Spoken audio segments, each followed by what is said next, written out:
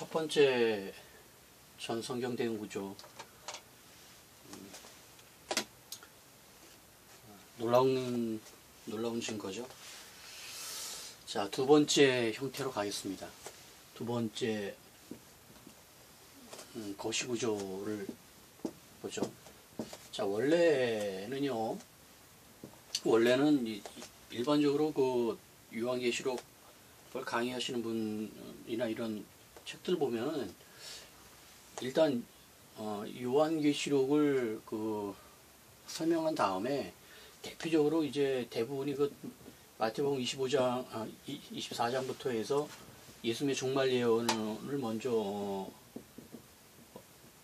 내용을 하고요. 그 다음에 뭐 대표적으로 살전, 데살로니가 전서 후서에 나오는 이런 내용들에 대한 휴거에 대한 내용, 사도 바울이 말한 이런 내용들이 이런 거에 대한 그 맞춰보는 작업, 이런 작업을 먼저 합니다.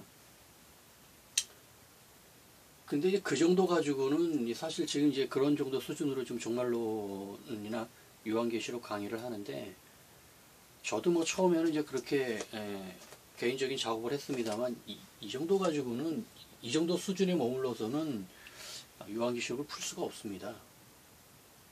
그리고 이제 이것이 여기서 돌파가 일어나면서 이제 성경 전체 65권 전체를 이제 요한계시록 해석하는 그 아주 놀라운 돌파가 일어나면서 이제 이러한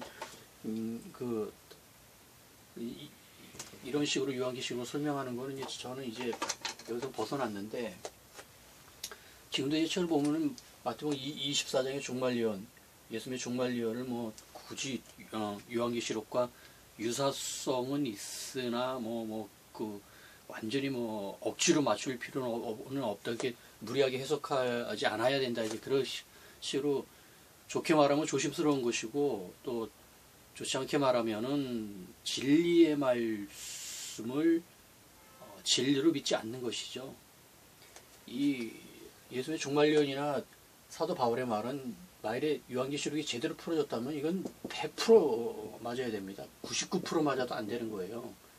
이 100% 맞는 말씀입니다. 그래서 근데 이 워낙 많은 그 실수들이 있었고 실패들이 있다 보니까 질에 겁을 먹어서 이제 그런 위험스럽고 부담스러운 발언, 책임지기 힘든 발언을 안 하겠다고 이제 몸을 사리는 것들이에요, 계속.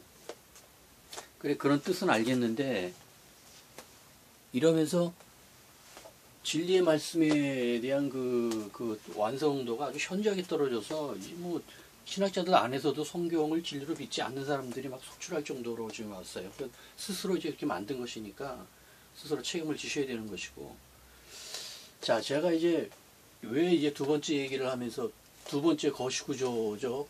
거시구조의 두 번째 형태를 말씀하면서 이 마태복음 24장을 얘기를 꺼냈냐면, 충격적인 내용들이 계속 나오는데, 이제 마태복음 24장이 대표적으로 이제 예수님의 종말 예언이에요.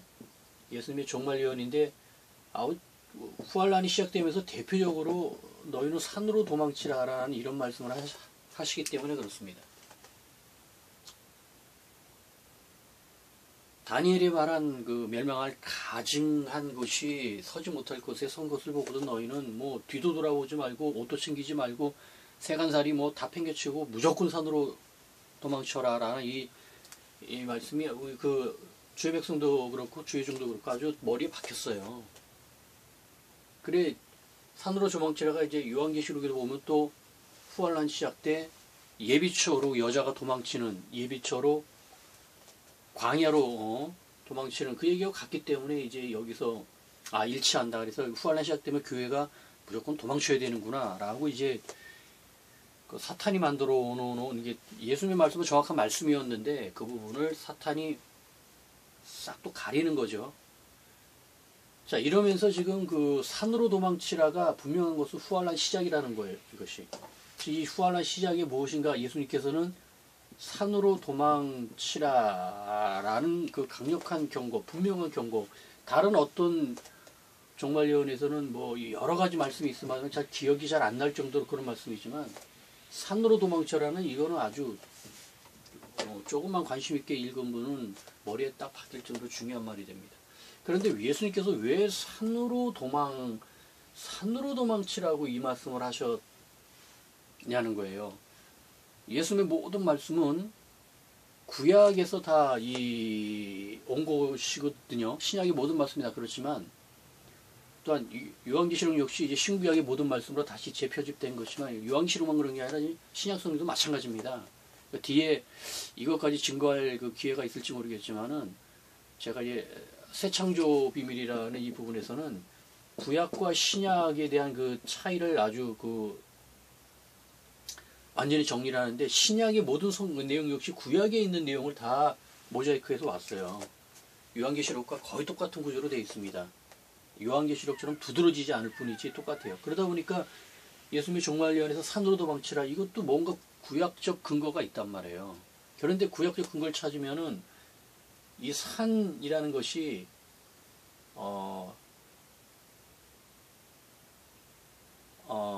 일반적으로 그 산 그러면 이제 시온산, 그래서 예루살렘으로 해석을 많이 하지만, 그 이전으로 가면은 산 그러면은 이건 신의 산을 말합니다. 신의 산을 하나님의 산, 여호와의 산이라고 이제 표현을 했기 때문에, 산으로 도망치라는 것은 바로 이 출애굽에서 파생된, 대응된 말씀이었어요. 예수님의 말씀이. 그래, 이 표현에서 산으로 도망치라, 이것이 바로 아주 강력한 힌트였던 겁니다. 자, 두 번째 거시구조가 무엇이냐면, 놀랍게도 모세의 출애굽이 전부 다 요한계시록 얘기입니다. 지금 이 얘기에서 이후에 쭉 이거를 번개같이 떠올리셔야 정상입니다. 이게 아니 어떻게 출애굽이 전부 다 그 7년 환란의 이 얘기야? 라고 의아하신다면은 뭐 그건 어쩔 수 없지만, 성경에 대해서 또 요한계시록이나 종말론에 대해서 관심을 가지셨던 분이라면 출애굽의 모든 내용이 다 요한계시록 얘기라는 이 제 선포에 번개같이 눈이 열리셔야 됩니다. 그럼 분도 몇 분 계시리라 생각하고요. 기대하고 뒤에 만나는 그러한 좋은 기회가 있었으면 좋겠어요. 자, 놀랍게도 출애굽이 바로 이게 후환의 시작입니다.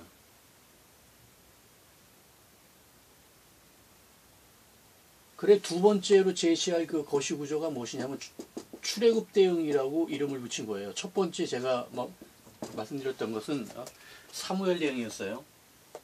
즉 출애굽기부터 시작을 합니다. 책으로 치면은.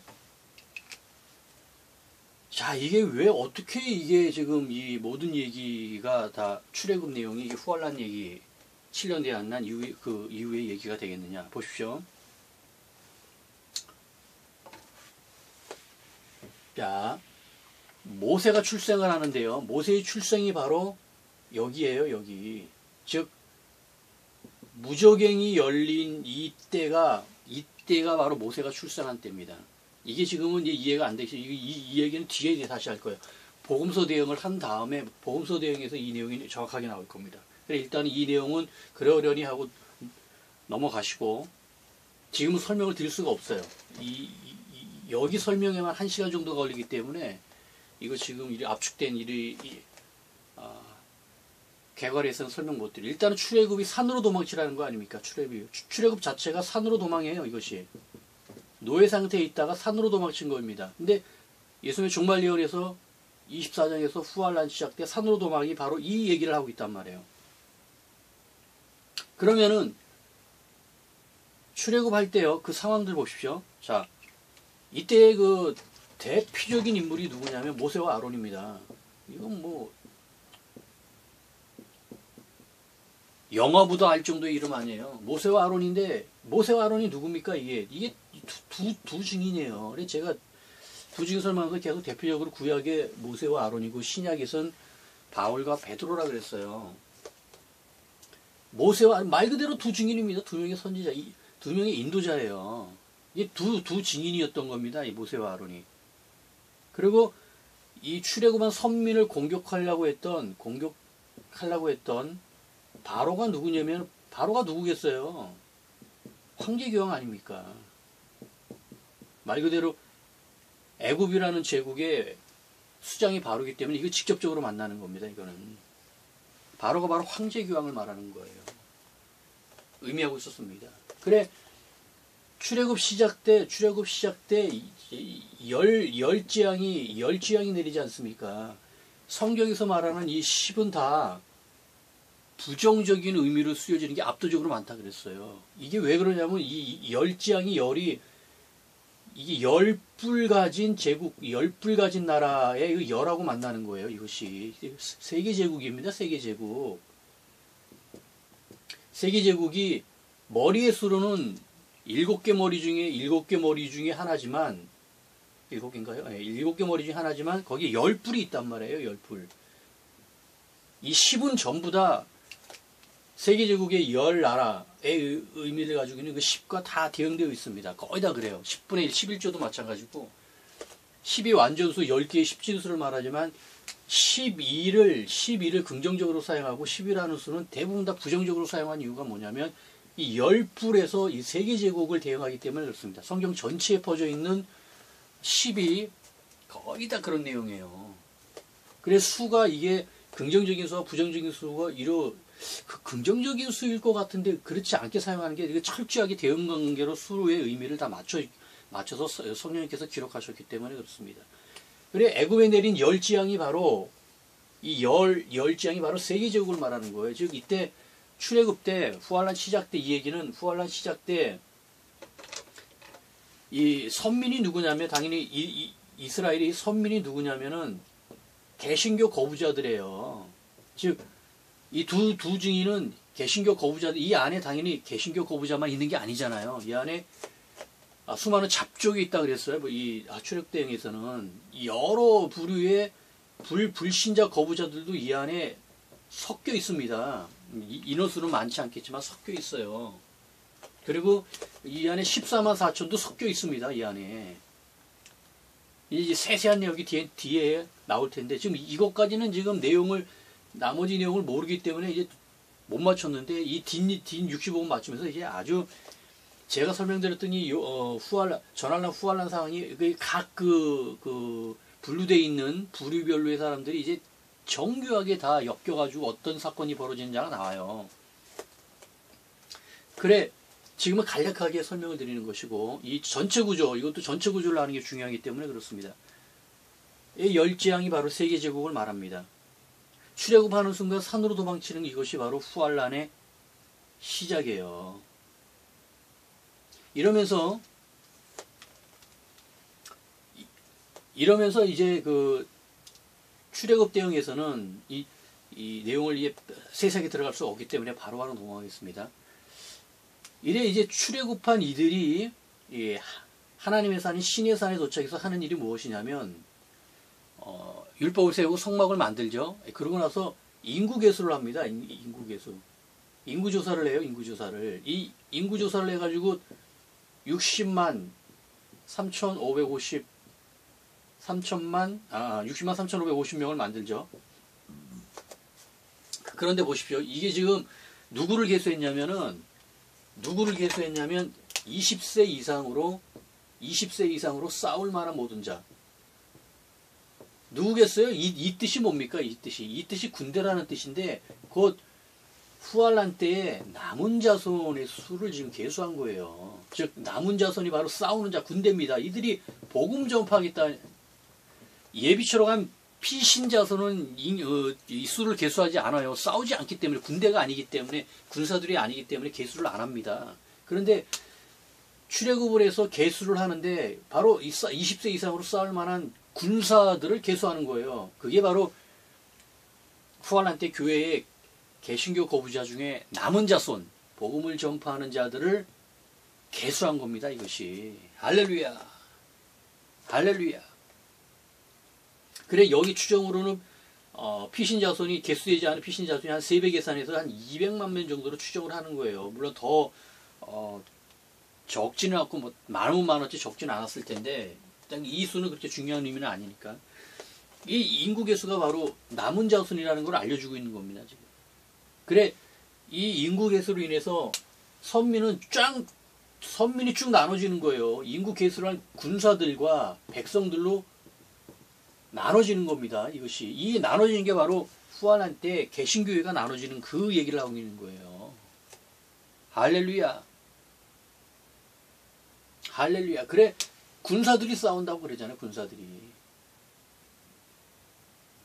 그래 지금 이 안에서는 출애굽 대응 안에서는 중요한 그 문제, 중요한 내용을 알고 있어요. 즉 출애굽 대응은 이 남은 자손과 피신 자손의 동선이 같습니다. 즉 이 피신 자손이 지금 오늘 예비초로 보내는 거예요. 광야 예비초이기 때문에 바로 이 출애굽이 광야로 간단 말이죠. 예비초가 바로 신의 산이어서 광야로 도망친 거란 말이에요. 출애굽이 말 그대로 요한계시록 12장 6장하고 14절에서 나왔던 하나님께서 예비하신 곳으로 간 곳이 바로 이 피신 자손 얘기예요. 근데 그 안에 남은 자손 얘기도 같이 들어가 있습니다. 여기서는 그 내용을 분리할 수가 없는 거예요. 출애굽에서는 또 구약시대의 얘기에서는 구약시대의 모든 얘기에서는 복음 전파라는 내용이 없습니다. 구약시대의 이스라엘 선민은 하나님이라는 존재를 그 주변 민족들에게 전도를 하지 않았어요. 자기들만 믿었습니다. 이스라엘 민족 그들만 하나님을 믿었지 주변에 있는 족속들한테 너희 하나님 믿어라라고 전파도 하지 않고 물론 알려는 지겠지만 믿으라고 성교나 전도를 하지 않았어요. 그래 구약의 모든 얘기에서는 복음 전파 내용이 다 빠져 있습니다. 그 내용이 아예 없기 때문에 신약으로 가야 복음 전파가 나와요. 그래 구약에서 나오는 모든 대응 관계에서는 이 복음 전파라는 내용이 들어가 있지는 않습니다. 남은 자손은 군대라는 것을 하고 싸운다는 얘기만 나오지 이 싸운다가 실질적으로 육적 세계에서 이거 싸움으로 나타나지 영적인 싸움인 복음 전파 내용은 담질 않아요. 그래 형태가 완전히 계시록으로 맞지 않고 형태는 약간 비틀어져 있을 수밖에 없는 겁니다. 그걸 완전히 맞춰놓으면 바로 계시록 얘기라는 걸 누구나 다 알 수 있거든요. 성령님께서 가리시는 거예요. 그렇게 적당하게. 그걸 빨리 알아차려야 되는데 지금 2000 신약 완성되고 나서 또 1900년이 지나도록 지금 이거를 모르고 있는 거예요. 지금 이러면서 지금 뭐 이게 이제 윤곽이 드러납니다. 왜 이제 이 사건들이 이렇게 됐는지가 지금 그렇게 모호했던 것이 출애굽의 모든 상황도 지금 맞춰져 있는 거예요. 여기 다시 결국에는 후환란 이후의 얘기입니다. 그래 여기만 맞았느냐? 이 정도가 아니죠. 그래 출애굽한 이후에 인국에서 군대를 해서 남은 자손 싸우고 피신 자손 예비처로 가고 이 상황이 바로 40년의 광야의 환란이 바로 후환란이에요. 할렐루야. 그래 우리가 이 내용을 몰랐을 때도 그냥 흔히 말하기에 후환란 하면은 40년 광야 환란이라고 이게 예로 들지 않습니까? 대표적으로 앞서 보면 환란, 후환란, 아니면 7년 환란 그러면 다윗의 환란을 기억하시고 승리합시다. 아니면 출애굽한 선민이 광야 40년 동안 실족한 자도 있었지만 승리했으니까 우리도 승리합시다. 그렇게 그 예를 제시하잖아요. 맞았습니다. 그것이. 문제 뭐냐면 그것만 본 거예요. 그것만. 그 전후도 완전히 맞아 있는데 그거를 계시록을 못 풀어놓으니까 그게 안 보이니까 그 맞는 거 요거만 본 거예요. 천년왕국 교회사 맞으니까 요거만 얘기했듯이 그거 정도가 아니라는 거예요. 이제 이러면서 후환란 3년 반이 바로 출애굽 대응에서는 40년 광야의 환란입니다. 이러면서 여기서는 아주 복잡한 구조들이 계속 내재되어 있는데 이후에 더 복잡한 얘기들이 있으니까 이러면서 이 개수 안에 이제 인구 개수를 하는데 인구 개수를 하면서 군대를 개수하는데 여기서 12지파를 다 개수합니다. 이 12지파의 수가 바로 60만 명인 거예요. 그런데 여기서 레위 지파가 여기서 생략이 됩니다. 별도로 12지파에 포함되지 않습니다. 레이지파는. 12지파 만들어지는 과정은 이제 그 내용으로 들어가서 설명을 드리고요. 이 레이지파가 별도로 인구가 개수가 돼요. 이것도 다 알고 있는 거 아닙니까? 바로 이 레이지파가 후알란 때 누군 줄 아십니까?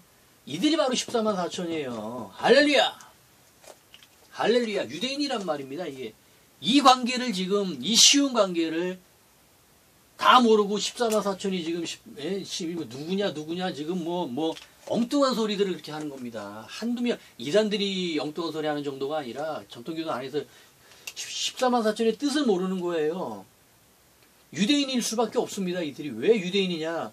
출애굽 대응으로 보면은 12지파 전체가 이 12지파 전체가 인류예요. 인류 구원자입니다. 여기서는 즉 12지파는 이방인이 교회의 의미가 있어요. 그리고 14 레이지파로 별도로 뽑아낸 레이지파 이것이 바로 유대인이에요. 유대인 즉 이방인의 이제는 유대인의 이 구조입니다. 그래서 이 선민이 먼저 나타난 것이 레이지파를 먼저 개수한 것이 바로 14만 4천이에요. 정확하게 나눠져 있습니다. 놀라운 구조예요. 이것이 이걸 생각하면은 너무 당연하고 너무 딱 맞고 쉬운 건데 이거를 설명을 못 해가지고 이걸 뭐 별의별 14만 4천을 다 갖다 놓고 뭐 교회의 수다 뭐 성당의 수다 뭐 이단은 뭐 14만 4천 안에 들어가야 된다 뭐 황당한 성경이 뭔지를 성경 전체의 맥락이 뭔지를 전혀 모르는 겁니다. 뭐 수백 독을 해놓은 사람이라도 완전히 혼미에 빠져 있는 거예요. 레이지파가 바로 12지파를 대표하는 장자들 아닙니까? 이들이 이게 이 14만 4천 유대인을 뭐라 그래요? 첫 열매라 그러지 않습니까? 첫 열매. 인류 전체에서는 첫 열매가 유대인이에요. 그 다음에 이방인으로 갔던 것입니다. 교회로 갔던 거예요. 인류의 구원 자체가. 그걸 지금 이스라엘 민족 안에서 지금 다시 처음에 애초에 구약 모세오경부터 계시가 됐던 거예요. 이것이 신약에 들어와서 그대로 인류 전체로 확대가 된 겁니다. 이렇게 확대가 된 거예요. 앞서 말씀드렸지 환란이 전환란 때 교회가 목배임을 당하다가 후환란 들어와서 인류 전체로 확대가 박해가 환란이 넓혀진 것처럼 동일한 구조란 말이에요. 이것도. 그래 14만 4천이 누구라는 거를 인구계수에서 정확히 알려주고 있습니다. 레이지파를 의미하는 겁니다. 이 구약식으로 따지면 구약으로 나면 이 레이지파예요. 그래서 이들이 먼저 계수가 된 겁니다. 이들이. 그래서 이후에 들어가서 후환할 때 같이 들어가는 거예요. 이제. 그래 이 14만 4천이나 요한계시록 7장이나 14장에 14만 4천에서 좋게 표현하거든요. 상당히 좋은 부류처럼 그거 좋게 표현했다고 이거를 좋은 거는 우리 거 해가지고 교회로 다 해놓고 엉망으로 앞뒤에게 하나도 안 맞게 지금 만들어 놓고 그렇게 됐단 말이에요. 이게 정확하게 유대인을 말하는 겁니다. 레이지파의 의미하고 똑같아요. 그래 반드시 레이지파가 회복이 돼야 되는 부분입니다. 이 부분도 뒤에 가서 영적 해석으로 가면은 어느 정도 그 논리들이나 혹은 교리들이나가 쏟아 나오겠어요. 막 우르르 나옵니다. 이 안에서 지금 레이지파를 아는 순간 14만 4천의 유대인이라는 것이 이것이 구약으로 따지면 레이지파였다라는 걸 아는 순간 그냥 쫙 신학자들이 뭐 정말 뭐 기가 살아가지고 막 확 논문을 쏟아낼 겁니다.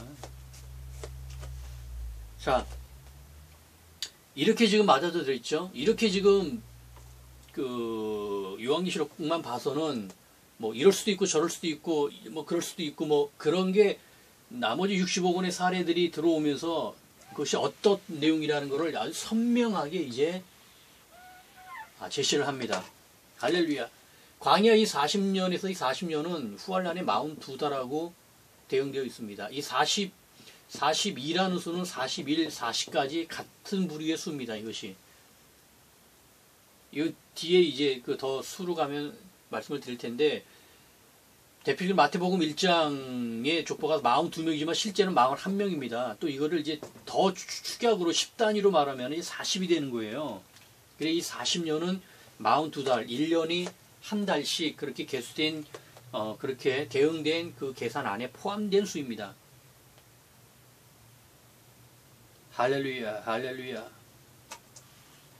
자, 여기서요, 약간 어려운 문제를 말씀을 드리죠. 자, 이걸 말씀드리면 시간이 좀 걸리긴 한데, 그래도. 지금 그 출애굽 대응에서 중요한 그 힌트가 뭐냐면, 두 가지가 있어요. 첫째는요, 출애굽을 시작하면서 홍해를 건넙니다. 홍해를 건너요. 그런데 출애굽이 끝나면서는 요단강을 건넙니다. 요단강을. 이 두 가지가 놀라운 그 구조를 알려주고 있어요. 지금은 이런 말씀만 드리고 세세하게 들어가서 장별로 볼 때 또 말씀을 드리겠습니다. 즉 홍해를 건너고 요단강을 건너는데 바다를 건너고 강을 건너는 그 방향이 또 반대로 되어 있습니다. 방향이 반대로 위치가 남북의 관계도 또 남쪽과 북쪽으로 또 나눠져 있고요. 그러니까 여러 가지 요소로 다 대응되어 있어요. 두 가지가. 즉 시작과 끝이. 이 완전한 계획입니다. 이 출애굽 대응에 아주 뭐 상상을 초월한 대응관계 구조가 뭐 입이 딱 벌어질 대로 다 맞물려져 있어요. 다 후알란에 아주 100% 다 맞춰져 있는 겁니다. 그만 기억하시고요. 지금 말씀드리려고 하는 것은 이러한 구조 안에 또 하나 구조가 더 드는 게 뭐냐면 이 출애굽 그 시작과 끝에서 그 인구 계수가요. 인구 계수가 두 번 되어 있다라는 거예요. 출애굽에 시작을 해서 시내산에서 한 번 하고 이제 다 끝나고 나서 거의 모압 평지까지 가서요. 40년을 방황하고 모압 평지까지 가서 다시 한 번 계수를 또 합니다. 인구 계수를 두 번 한다는 거예요. 이거 역시 또 홍해와 요단강처럼 정확하게 대응되어 있습니다. 이 안에 아주 깊은 얘기들이 들어있어요. 자, 이 얘기까지 다 못해서 인구계수만 간단하게 말씀을 드리면은 이게 지금 무엇이냐면 인구계수를 하면서 지금 그 인구계수를 한 1세대라고 하는 사람들이 다 죽습니다. 이게 40년 동안 광야를 돌면서 가나안 정복을 하라는 그에서 정탐에서 그 실족을 하는 바람에 그때도 12명이 가서 10명이 부정적 발언을 한단 말이에요. 10이 또 전부 다 부정적인 수로 관련되어 있는데 이러면서 징벌을 받아서 40년 동안 38년 동안 광야를 도는 이러한 그 징벌을 받으면 1세대가 다 죽어요. 그러면서 마지막에 가서 다시 가나안에 들어가서 싸워야 되기 때문에 인구계수를 다시 합니다. 자, 이게 지금 아주 중요한 얘기를 하고 있어요. 자, 인구계수를 한 이들이 누구냐면 남은 자손이라고 했습니다. 즉 남은 자손이 다 죽는다는 얘기예요. 그러면은 이게 무엇이냐면 남은 자손의 순교를 말합니다. 순교는 피신자손 안에서도 나오겠지만 남은 자손에서 압도적으로 많습니다. 예비처로 간 피신자손은 물자가 없어서 힘든 와중에서 견디는 거지만 그래도 아주 직접적인 위험을 받지 않죠. 그러니까 예비처인 거예요. 그래 약자들도 안전하게 그나마 거주할 수 있는 그런 상황이기 때문에 순교라는 것이 발생은 하겠습니다만 인원수로는 많지 않을 것입니다. 순교는 남은 자손에서 압도적으로 많이 나오는데 그 내용이 바로 1세대가 다 죽는 내용이에요. 그래 출애굽에서 몇 명만 남습니까? 2명만 남는다 그럽니다. 2명. 여호수아와 갈렙만 남는다 그러잖아요. 이 얘기가 바로 순교의 내용을 담고 있습니다. 그러고 나서 2차 인구 계수를 하는데 이 얘기가 무엇이냐면 이건 이제 출애굽 내용에서 그 제 1차적으로 과거에 있었던 3,500년 전, 3,400년 전에 있었던 이때의 상황의 얘기를 지금은 이제 그 뒤에 있는 이 후알란에 맞추다 보니까 계속 말씀드리지만 완전하게 딱 맞추지 못한단 말이에요. 완전하게 맞추면 그대로 다 알아버리기 때문에 이 얘기를 덮어버린단 말이에요. 대응관계식으로 마치 비유식으로 완전한 비유보다 더 놀라울 수 있지만 그러다 보니까 두 번째 인구계수를 한다는 뜻은 무엇이냐면 이것도 지금 똑같습니다. 군대를 계수하는 거예요. 지금 이게 지금 남은 자손이 다 죽었으니까 피신자손의 인구수를 계수한다는 뜻이 아닙니다. 1세대 인구계수도 군대를 계수하는 것이고 두 번째 인구계수도 군대를 계수하는 거예요. 즉 이 얘기가 뭐냐면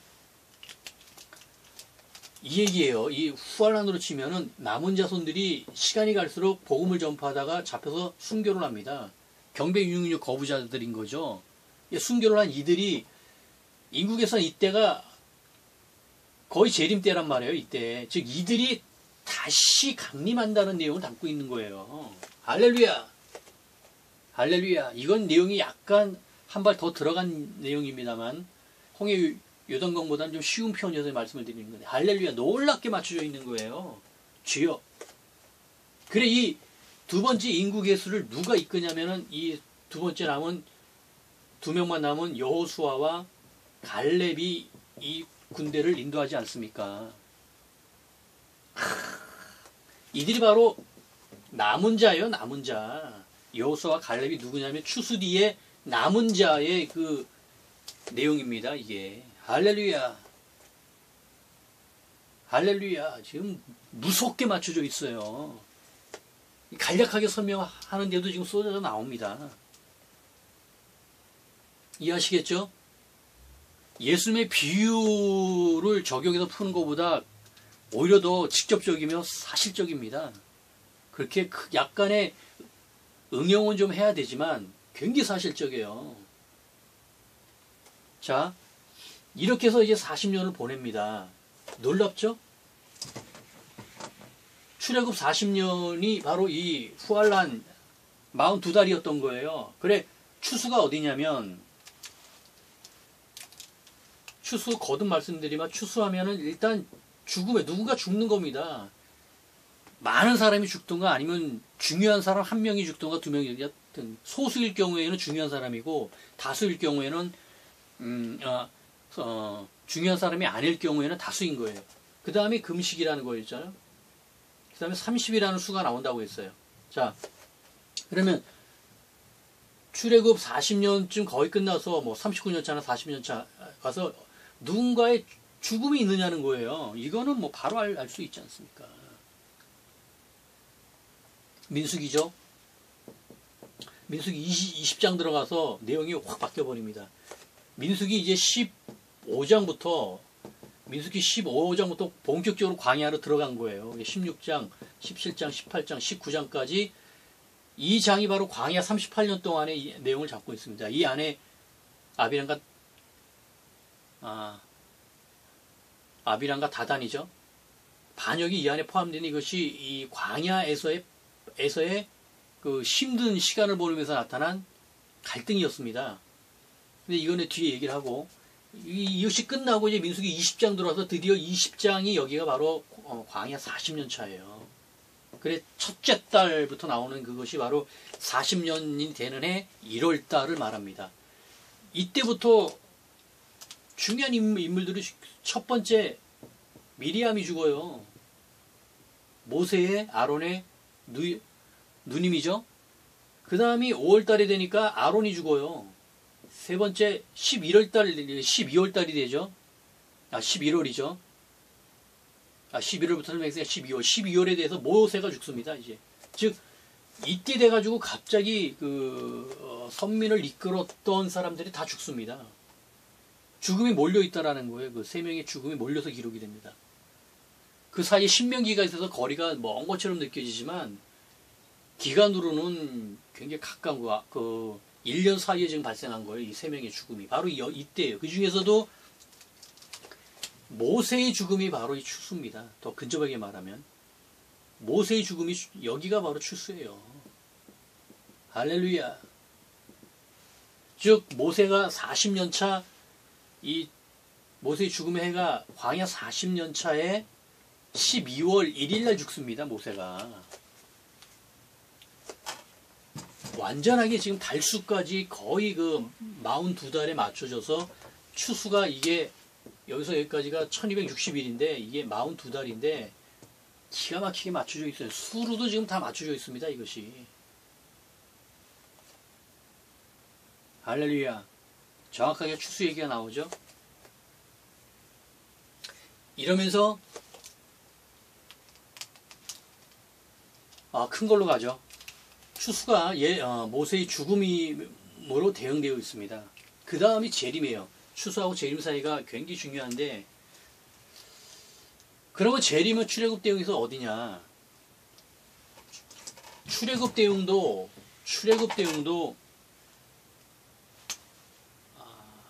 아마겟돈 전쟁에 대응되어 있습니다. 바로 가나안 정복 전쟁이 바로 아마겟돈, 재림의 아마겟돈 전쟁이에요. 할렐루야! 이렇게 대응되어 있습니다. 할렐루야! 출애굽 대응에서는 이 앞에 사무엘 대응에서는 길보아 전투가 아마겟돈 전쟁이었어요. 그런데 출애굽 대응에서는 여호수아가 주도한 정복 전쟁이 바로 아마겟돈 전쟁으로 대응되어 있는 겁니다. 그 요단강 건너서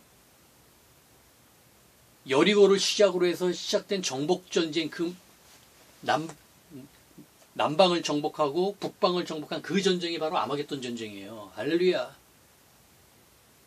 놀랍습니다. 놀랍습니다. 그래, 이때 모세가 죽으면서 그렇게 소원을 하는데도 모세에게 요단강을 건너는 것을 허락하지 않습니다. 이러면서 모세가 죽음으로 인해서 그 이후 다음을 맡은 인도자가 누구냐면 여호수아예요. 그런데 이 여호수아가 바로 재림 때 발생하는 것이 그 바로 예수님의 재림입니다. 예수의 재림인데 여호수아라는 이름이 바로 예수예요. 할렐루야, 할렐루야. 여호수아가 호세아가 되지 않습니까? 호세아. 예수아가 돼, 예수아가 돼. 예수. 같은 이름이란 말이에요. 그 이름이 내내 모세가 인도를 했다가 모세가 두 증인 아닙니까? 예? 모세가 두 증인이 내내 인도했다. 두 증인이 추수 때 죽어서 승천하거든요. 추수 4일 전에 죽어서 추수날에 부활해서 승천하거든요. 승천하는 그날이 바로 추수날인데, 그러다가 마치니까 그 뒤를 이어서 남은 자가 남는다 그랬잖아요. 추수 뒤에 남은 자. 이 남은 자가 바로 여호수아인데 이가 바로 요단강을 건너서 가나안 정복 전쟁을 이끄는데, 그것이 바로 재림 때의 아마겟돈 전쟁이란 말이에요. 그 두 재림 아마겟돈 전쟁을 이끄는 사람이 바로 예수님만 아니, 예수님 이름이 같았단 말이에요. 이름이 같아진 이유가 있었습니다. 이것까지는 제가 얘기를 몇 번 들었습니다만, 이게 전후 관계로 다 맞아져 있다라는 것은 지금 아무도 발견을 못한 거예요. 할렐루야. 이러면서 지금 놀랍게 그 요소로 자, 뜻을 아시겠죠? 출애굽의 전체 내용이 지금 결국 후알람부터의 이 내용이었다는 겁니다. 그래, 재림이 끝나고 천년왕국인데, 이 천년왕국이 결국 출애굽 대응으로 보면은 가나안 정복 전쟁을 마치고 땅 분배를 했던 기업 분배예요. 할렐루야, 할렐루야. 그래, 이때 안식이라는 단어가 이때 나옵니다. 이때. 할렐루야. 전쟁이 그치고 안식이 결국 천년왕국이거든요. 안식이. 할렐루야. 12지파의 기업 분배 이 내용이 바로 천년왕국에서의 왕노릇 내용이에요. 왕노릇할 그 땅, 그 영지를 분배받는 내용이란 말이에요. 할렐루야. 그게 기업 분배입니다. 주여. 즉 얘기는 뭐냐면, 이 후알란을 거치면서 승리한 자들이 왕노릇한 것처럼 출애굽을 거쳐가지고 승리한 선민들에게 기업 분배를 준다라는 거예요. 놀랍지 않습니까?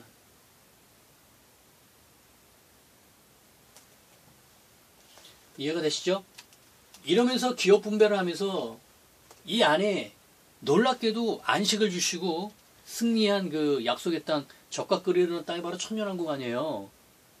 드디어 약속의 땅에 들어온 겁니다. 드디어 모든 환란을 마치고 천년왕국으로 들어간 얘기예요. 그런데 이 천년왕국의 불완전처럼 기업 분배, 여호수아의 기업 분배에도 완전하지가 않아요. 뭐냐면 다 축출을 하라, 다 없애버리고 쫓아내라고 했는데 축출하지 못한 자들이 있단 말이에요.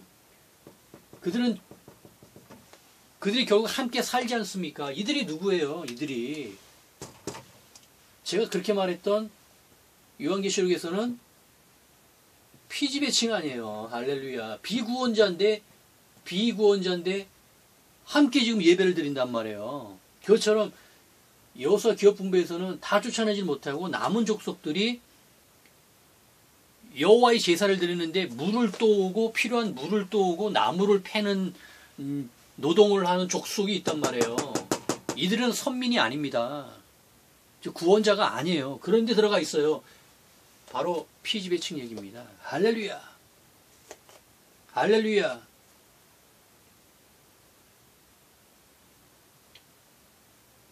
즉 불신자 거부자 비선행자인 것이죠.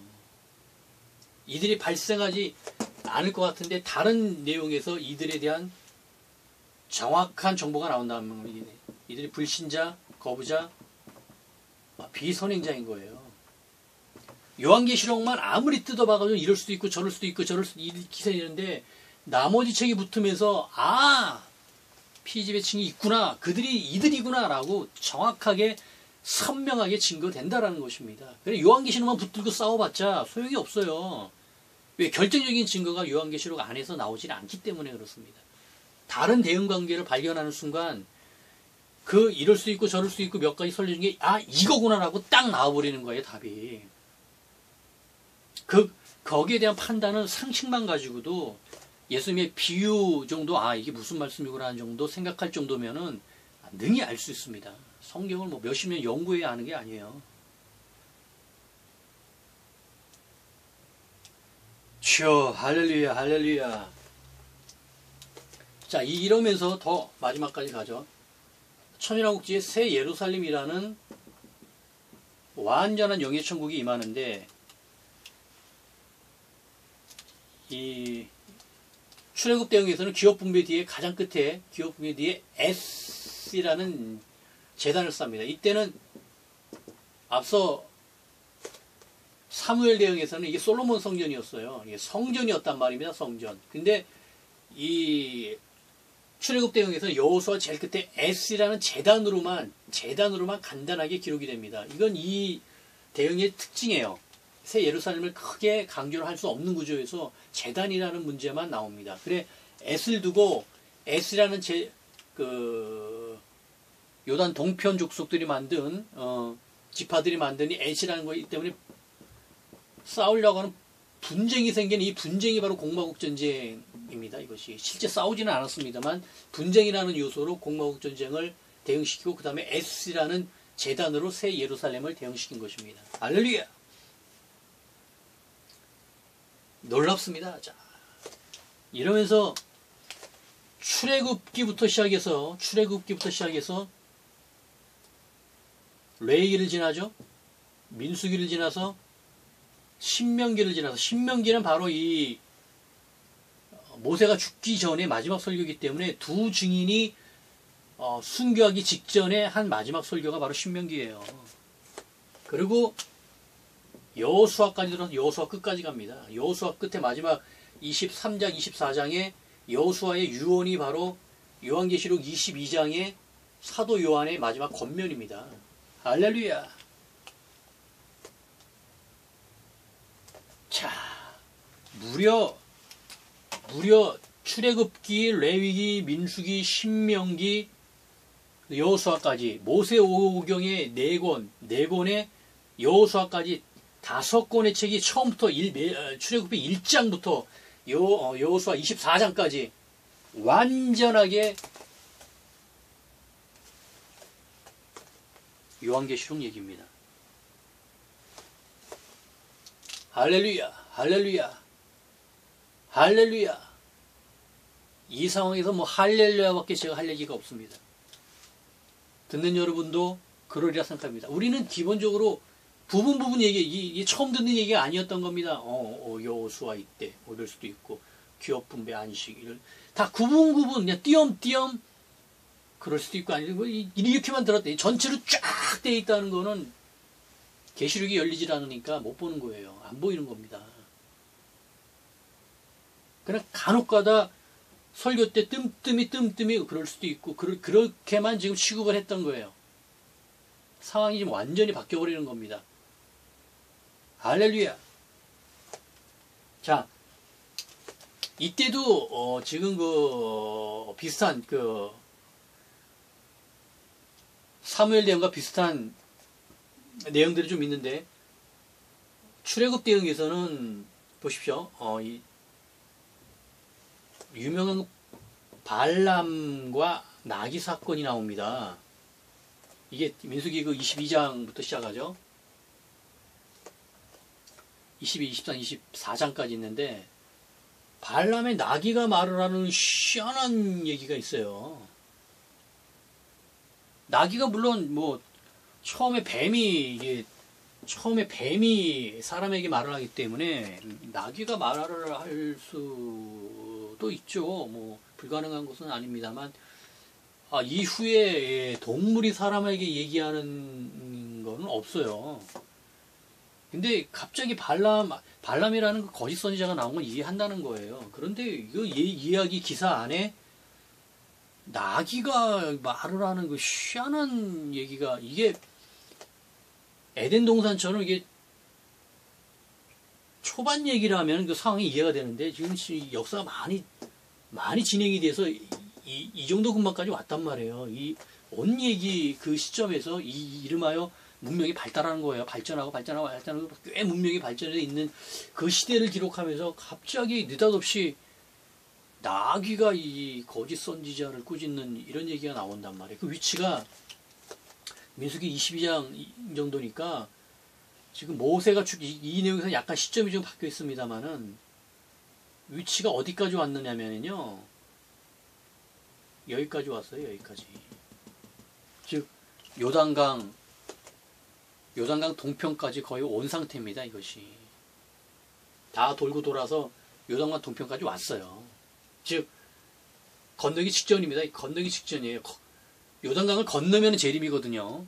건너면서 그 약속의 땅에 들어가기 때문에, 그러니 거의 지금 그 기록 시점으로는 모세의 죽음 앞이기 때문에 이 정도 시점인데, 내용이 그 내용상 지형상 보면 이 정도 시점에서 지금 발생한 거예요. 그런데 이 정도 시점에서 앞서 사무엘기에서 봤듯이 6째 대접에서 새 악령이 튀어나오는데 바로 이때쯤에 나귀가 입을 열어서 말을 하는 이 사건이 지금 들어가 있는 거예요. 할렐루야, 할렐루야. 약간의 그 시차적인 변형은 좀 있습니다만 놀랍게 이것도 맞춰져 있는 것입니다. 할렐루야. 자, 이해가 되셨죠? 이것이 바로 이 대응이 거시구조의 첫 번째 대응이에요. 시기적으로 책의 순서로는 이것이 첫 번째고 두 번째가 사무엘 대응입니다. 그런데 내용상 이 새 예루살렘이 솔로몬 성전과 대응되는 것이 사무엘 대응이 훨씬 선명하기 때문에 이 두 번째를 먼저 설명드린 거예요. 그 다음이 출애굽 대응을 먼저 해서 그 다음은 순서대로 쭉 갈 것입니다. 자, 내용을 아셨죠? 와, 출애굽부터 여호수아까지도 완벽하게 요한계시록 후알란, 전할란 이 끝부터 해서 후알란, 천년왕국, 새 예루살렘으로 완전하게 맞춰져 있습니다. 이 안에 훨씬 세밀한 내용들이 들어가 있는데 그것은 장별로 들어가서 설명을 드리죠. 자, 이 정도 되면은 사무엘 대왕의 그 충격이 만만치 않은데 이 충격이 또 오는 거예요. 이게 지금 하나로만 끝나도 사실 엄청난 증거입니다. 이게 이 사무엘부터 솔로몬 성전까지가 완전히 그 요한계시록 후알람부터 해서 새 예루살렘에 대응되어 있다니 이거는 뭐 놀라운 증거인데 인류가 2000년 동안 발견을 못한 거라니까요. 근데 그게 하나가 아니에요. 또 있습니다. 출애굽 그 잘 알고 있는 출애굽 내용이 완전히 요한계시록 얘기였던 거예요. 이러면 뭐 너희가 후알란이 너무 짧게 기록돼서 섭섭하냐? 걱정하지 마라. 후알란 쭉 봐라. 출애굽기부터 레위기, 민수기, 신명기까지 이게 도대체 몇 장이냐 이게. 여기에 풍성하게 후알란 때 무슨 일이 벌어지고 어떤 일이 벌어질지 다 써 있으니까 보거라. 지금 성령님이 이렇게 말씀하시는 거예요. 천년왕국이 짧아서 불만이 많느냐? 눈을 치켜떴느냐 네가? 보거라. 여호수아의 기업 붕괴 아니면 다윗 왕국. 충분하지? 천년왕국이 뭔 뜻인지를 알겠지? 할렐루야, 할렐루야. 이거는 정말 있을 수가 없는 일입니다. 이게 지금 모세오경에서 4경을 모세가 기록하고 여호수아는 누가 기록했는지를 모르는데 모세가 죽으면서 기록한 이 마지막 이 5권의 책도 그 나름대로 기록한 거예요.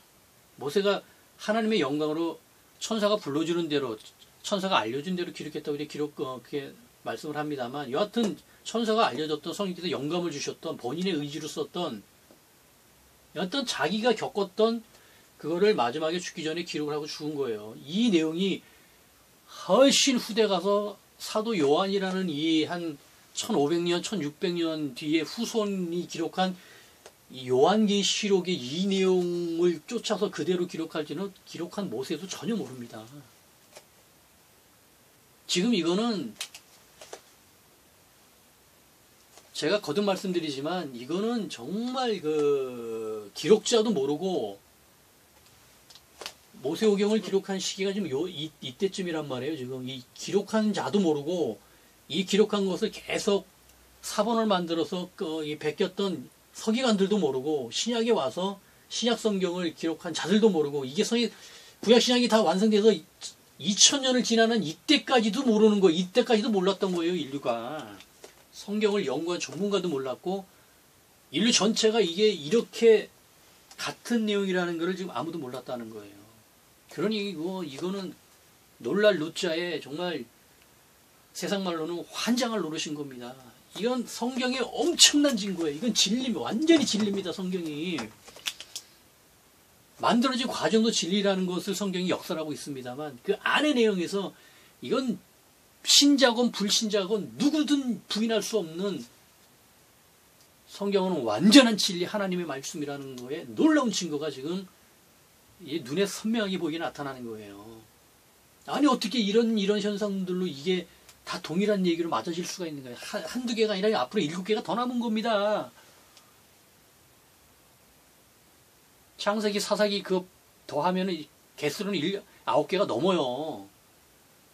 지금 어마어마하신 것들이 계속 쏟아져 나올 텐데 한 개라면 이해하고 한 개도 어마어마한 거예요. 제가 숫자가 많아가지고 지금 이 증거들을 지금 정말 배부르게 쓰는데 이 중에 한 개만 나와도 어마어마한 거라니까요. 사무엘 대왕의 그 엄청난 충격이 끝나는 게 아니에요. 정말 무지막지하신 하나님을 좀 만납니다. 한 개로 양이 안 차시는 거예요, 하나님이. 30권 정도 맞추는 걸로 지금 양이 하나님은 100%예요. 99.9%, 9999%가 하나님이 아닙니다. 지금 믿는 자들도 불신자들도 지금 하나님을 지금 착각하고 있어요. 예수님을 지금 착각하고 있습니다. 지금 역사하시는 성령님을 지금 착각하고 있어요. 과소평가를 해도 한참을 더한 것이고 성경에 대해서 손대면서 일마의 자유주신학까지 정말 큰 코 다칩니다. 뒤에 정말 피눈물을 흘리면서 후회해요. 속히 하나님께로 돌아와야 됩니다. 속히. 지금 무서운 진리가 마지막 때 이게 재림을 앞두고 지금 풀어지는 겁니다. 이것이. 저의 능력 그 이름 보지 마시고 이렇게 성경이 풀어지는 이유는 딱 한 가지예요. 이게 성령께서 무슨 말씀을 하시는 거겠습니까? 이것이 성령님의 위대하신 하나님의 위대하심을 지금 자랑하고 싶어서 이게 풀어주는 게 아니란 말이에요. 하나님은 그거 받으실 필요도 없습니다. 사실은 이미 위대하신 분이신데 뭐 피조물을 통해 먼지 같은 피조물을 통해 가지고 그 영광 얼마나 받으시고 원하시겠어요? 그게 아니란 말이에요. 하나님께서 원하시는 거는 재림을 준비하라는 거예요. 이제 준비할 자들은 예수 그리스도의 재림을 정신 차리고 준비하라는 걸 지금 역설하고 계시는 거예요. 하나님께서 이렇게 알려주고 이렇게 열어주는데도 재림을 준비하지 않는다. 그건 불신자입니다. 이후로 예수를 믿는다고 얘기를 해도 실질적으로는 불신자가 돼요. 정말 강력한 처벌을 받습니다. 다 실족해버려요. 그러면 자, 이 상황에서 더 냉정하게 보시고요. 차분하게 보시고 가슴에 손을 얹고 지금 성령께서 무슨 역사를 이루시는지를 눈을 뜨고 보시고 판단하십시오. 분별하십시오. 이게 무슨 뜻인지를 모르는 자라면 제가 판단하기에는 이게 지금 저 사람이 하는 말이 뭐가 뭔 말인지 하나도 모르겠다 하는 사람은 실족해도 뭐 크게 그 문제가 되지 않을 거라고 저는 생각을 합니다. 이 반대로 이걸 분별하셔야 된다는 거예요. 분별하고 준비하면은 승리한다라는 겁니다. 실족을 바라고 이런 말씀 드리는 게 아니에요. 정신 차리고 지금이라도 교회의 본분, 예수 그리스도를 믿는 본분으로 빨리 돌아와야 된다는 것입니다. 할렐루야.